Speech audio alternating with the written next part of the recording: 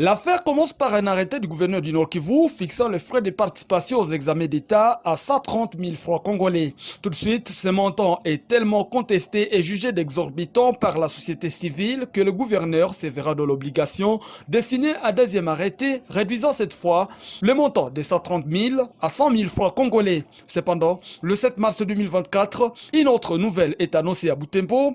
Deux députés nationaux élus de Butembo annoncent que le gouvernement a décidé de prendre en charge les frais de participation à l'Exeta édition 2023-2024 pour tous les finalistes de la province éducationnelle Nord Kivu 2, et ce, vu la dégradation de la situation sécuritaire dans cette partie du pays.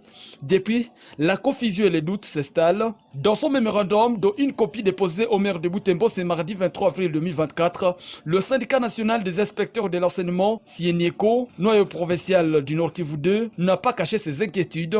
Le mémo a été lu par l'inspecteur Bunga Pascal. Ces déclarations que nous avons pensées populistes ont immédiatement été suivies de la lettre du gouverneur sollicitant auprès du gouvernement central la prise en charge par le trésor public des frais de participation des candidats du Nord Kivu plutôt en général à l'examen d'État.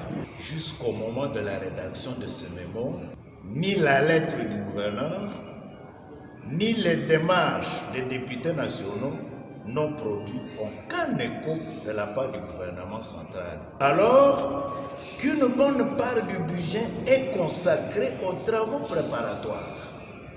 Là, nous sous-attendons la composition des questions, la sélection des questionnaires, la saisie, l'impression et le colisage des épreuves préparées au niveau provincial, l'impression des formules, l'achat de fournitures à utiliser dans les différents centres d'examen d'État et du gymnastique, l'achat des malles à Kinshasa et le fret aérien, le conditionnement des malles, les voyages de l'IPP de Butembo à Kinshasa et distribution des malles dans les 96 centres de passation.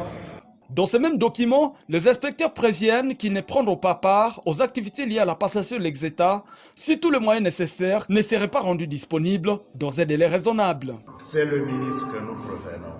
1.